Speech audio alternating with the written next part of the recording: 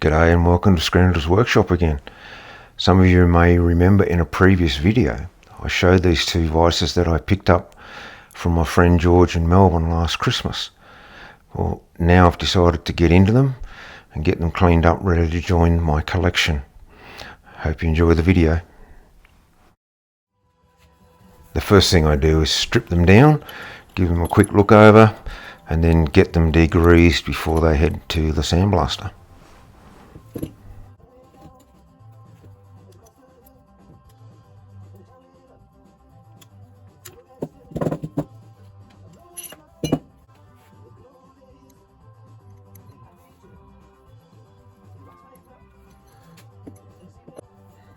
Something worth bearing in mind is that these were mass produced as a working tool.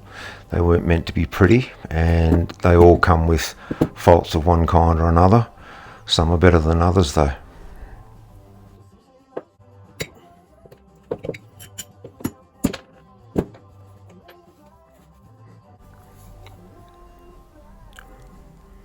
That dark red is what's left of the original Dawn paint. Looking at that top slide, can you see a fault? Because I certainly can't, but there's one hidden under there.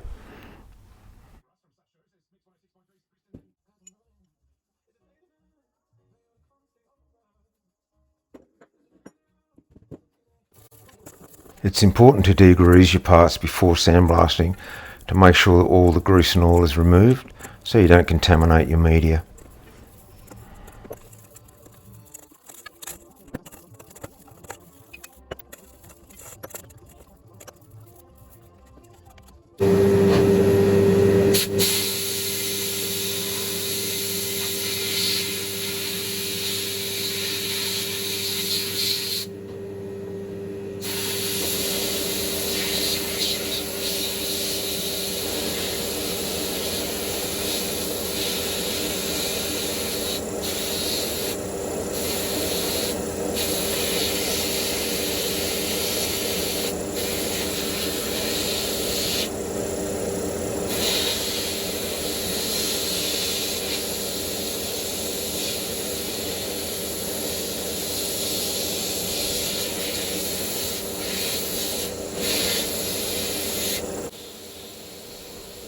I think I've got my sandblaster really well dialed in now. You can see how easily it's ripping the paint and rust off these parts. It leaves a nice finish ready for primer or powder coating. I'm running twin compressors these days. I believe air delivery is the biggest priority when you're sandblasting. If you want to see how I've got my sandblaster set up and modifications I've done over the years, just let me know in the comments. And those two compressors are right next to me, but you can hear how quiet they are. They're very old school, both of them made back in the 70s. They're extremely quiet because they're not stressed, they're just pumping along really easy.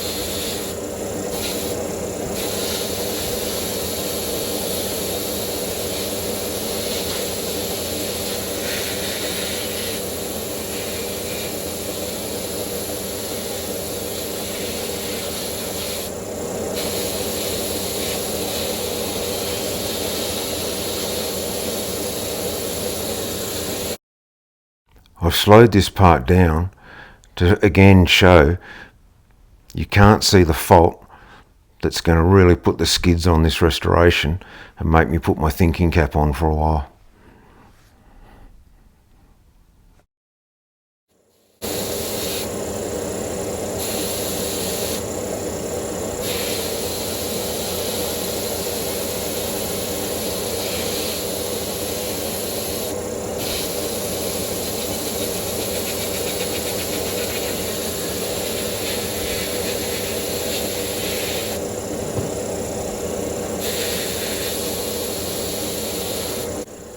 That 2 1/4 almost engraved into the side of the sliding jaw is helpful in identifying a proper 2 1/4 inch Dawn vise.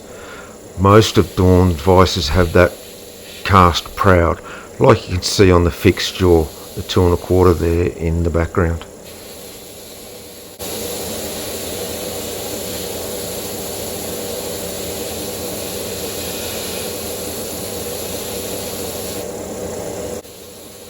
I have to mention that a lot of people like watching the sandblasting, that's why I've left it in here.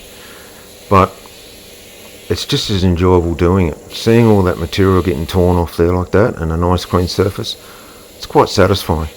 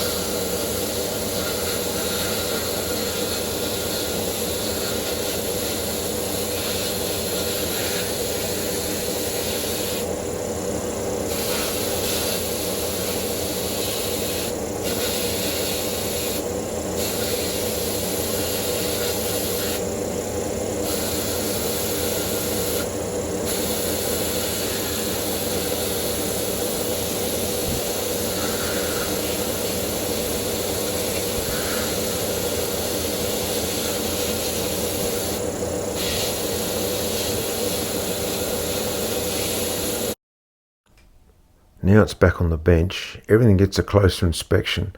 I can see what's going to need repairing. The D in the Dawn's not so good. Underneath's going to need a bit of work, levelling it out.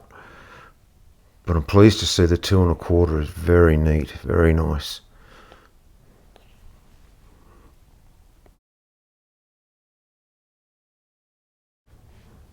At this point, I still haven't noticed a problem with the slide. Nothing major yet anyway, but it's there.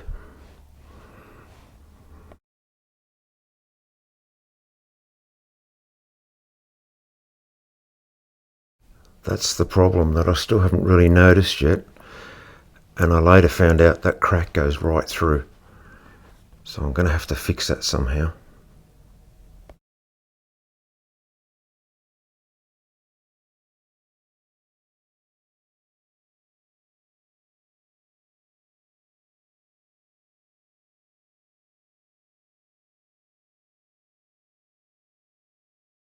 The 2-inch Dawnette has a bit of a fault in the name. The jaw and underneath there seems pretty good. This is going to need some work. And that's a fault under there. That's not just a join line, there's a fault. But the number 2 is good. And that screw mark, I think I'll remove that. Pretty easy work on this one though. The jaw's in place until now. I used the sandblaster to clean out the heads of the screws, and they came out quite easily. It's just a quick pop them back in the sandblaster and finish cleaning them up again. And I will be reusing those screws. I don't like replacing parts unless I absolutely have to.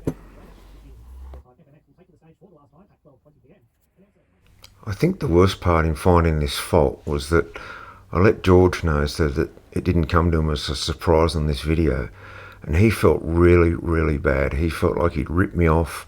He wished he hadn't sold it to me, and didn't matter what I say to try and convince him otherwise, he really felt he'd ripped me off, and it was nothing of the sort. But that's the sort of bloke George is. Hope you realise now, George, there's no way you could have seen it. I certainly didn't. I'm marking it now so that I can follow the crack underneath, and then I'll put a groove in it ready for welding. My camera decided it had enough and started sneaking off.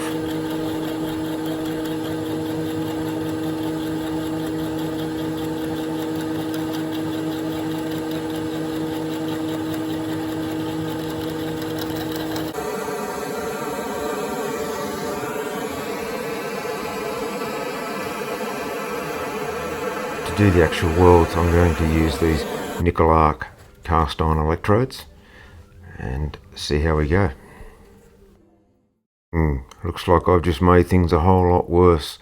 After welding, I took a skim cut off the top and I've gone right into the groove I made for welding. What a mess. Now I've got to figure out how the hell I'm going to fix it. I briefly considered filling it up with bog and then painting the top of the slide, but that just wasn't going to be acceptable. I also considered brazing up the hole and then polishing it, trying to make it a feature, but again I decided I wouldn't be happy with that, so I come up with a third option, and that's to laminate a new piece over the top.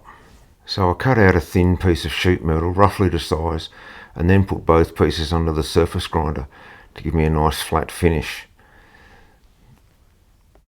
After I spread a nice thin coat of super glue onto the surface, I just stuck it under the press gently for about 24 hours, let it cure properly.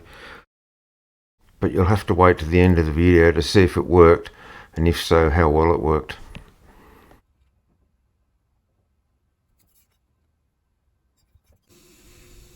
Now back to the rest of the pieces.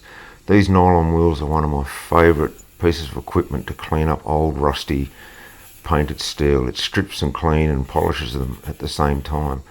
And as you can see, rarely do I have to remove the sliding handle. I can normally work around it and leave it in place.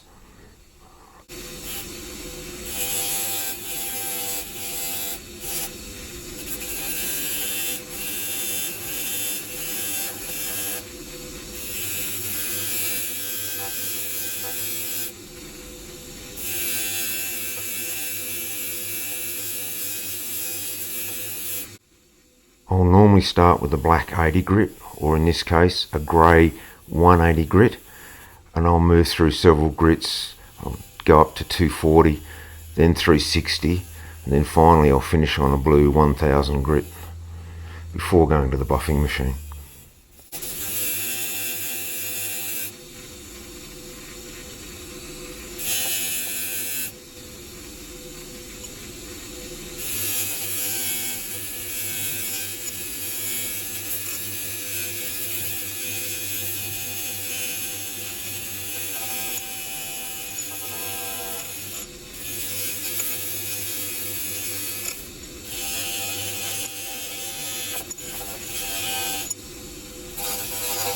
And keep your eye on that little dimple in the end there.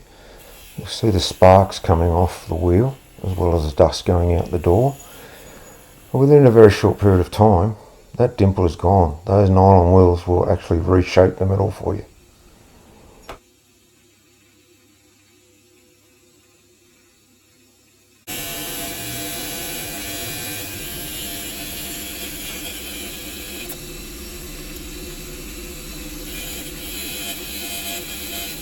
So here I'm just finishing off all the parts I want to high polish on the blue 1000 grit wheel, and then they'll get finished off on the buffer.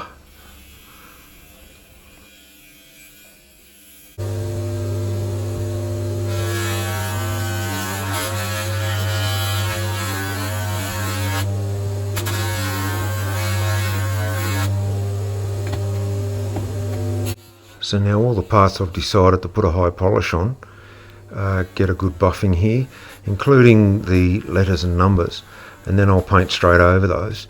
But when it's all finished, I'll use some acetone to just wipe over those very lightly, and the name and numbers are revealed in a high polish metal.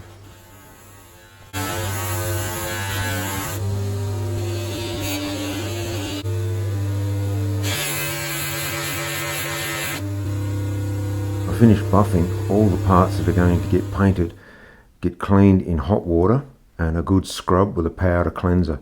Unlike some other cleaners, these powder cleansers leave no residues like wax or polish on the surface, which can interfere with your painting.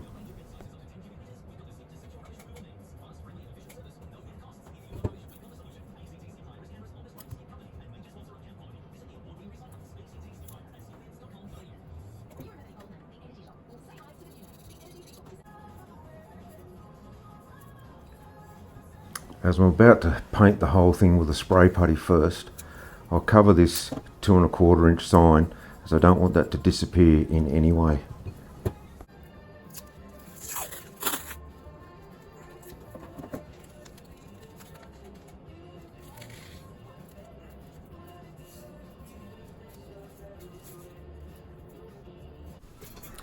A final wipe down with acetone and painting can get underway.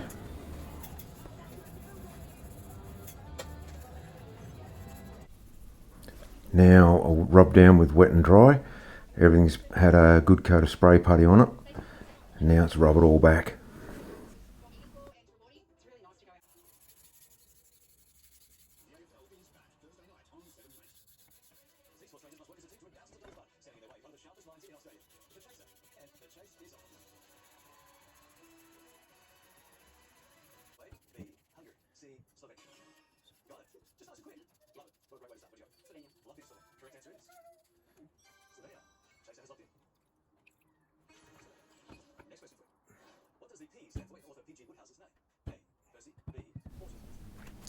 This filler is designed for filling small holes. It has to go on over a prime surface, but it dries very quickly. I quite like it.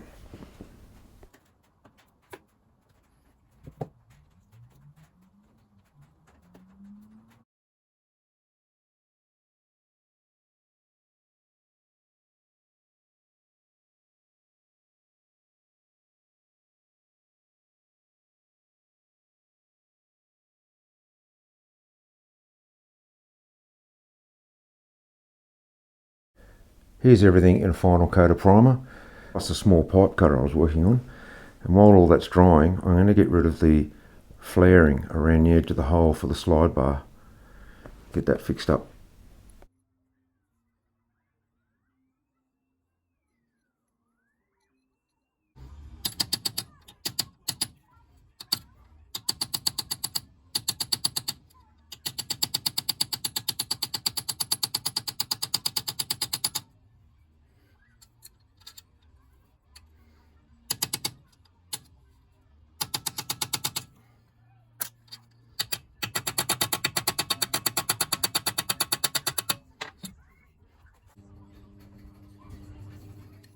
I'll also see if I can fix up this mangled thread and clean it up to an acceptable level.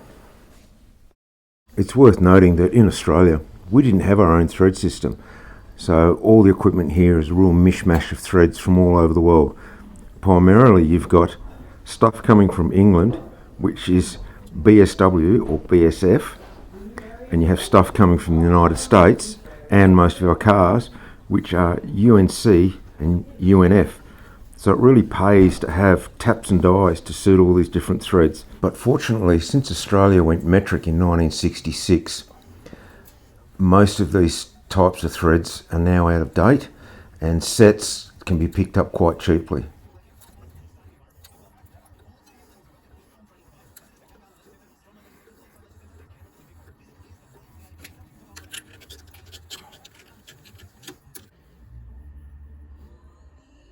I'm pretty happy with how that came out. I could easily make a new one, but like I said earlier, I like to keep as many original parts as possible. Now here's where I ran into trouble again. That's the original paint I used. I've used it on all my other vices. It's a custom mix, trying to get close to the original Dawn.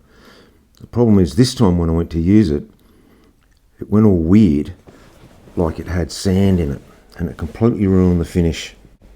Very disappointing. And luckily I had the mix ratios and I had a new batch made up. That bright red on the other half was just an experiment I was trying. That's probably closer to the original red, but it darkens down a lot over the years. but I like the darker red more, so that's what I'll stick with. And most people are used to the darker red anyway.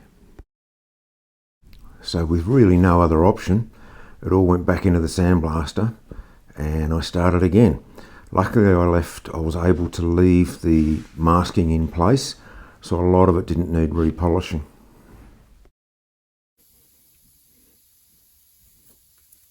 A lot of the masking, however, was looking a bit how you going, so I took all that off and remasked it as well. So now I've gone through the whole process of masking, priming, filling, sanding, priming again. I will take the masking off the polished numbers and letters and I'll give them the lightest squirt of primer, just enough to help the top coat stick. Although the top coat doesn't need primer, I find it works better if it has it. And here's the coat I use if you're looking to match the colour I'm using. Just a very light puff of primer on those numbers and letters. She's ready for final paint. That's much better. A nice thick wet coat, just how I want it. Now I've just got to wait 4 or 5 weeks for it to cure before I can strip all the masking off it. And so because it's only been about 4 weeks, I still handle the paint with a cloth because I still will leave fingerprints in it. It's amazing how long it takes to dry. A lot of people don't realise that. Here's a can that I found and it's actually got 6 weeks before it's cured written on it. So there you go.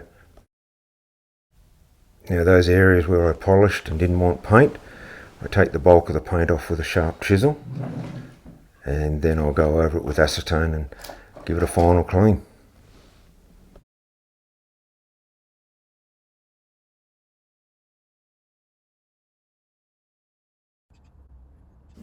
When I'm using the acetone on the cotton buds, I'll dip them in the acetone and then roll the cotton buds on a bit of cloth to get most of the acetone off. Last thing you want is acetone flowing all over your new paint.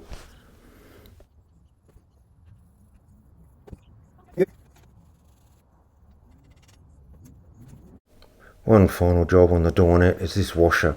It's meant to be concave, but it's flattened out so it damages whatever it screws up to. So I'll make a new one.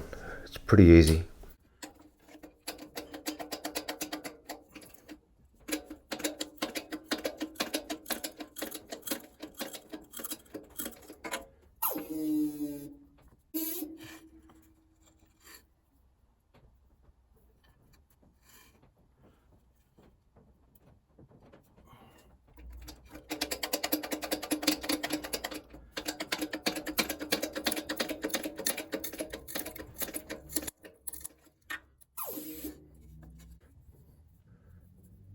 That'll do it. Just a quick look back on what we started with. And here's the finished vise. I just made a quick little stand to put it on, otherwise it always has to lie on its side. I think it came out okay.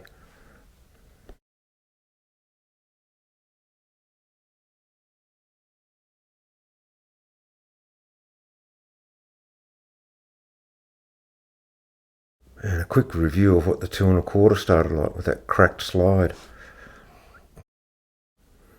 I'm pretty happy with it. I just hope you guys approve of the repairs. This is a decorative piece.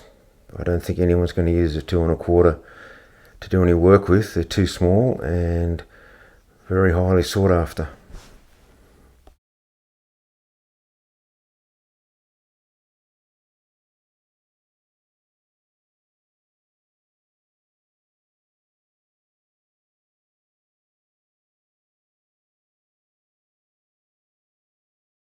Here's a couple of comparisons between a 2 1/2 and a 2 1/4. Here you can see the size difference, 2 1/2 on the left. They are noticeably wider.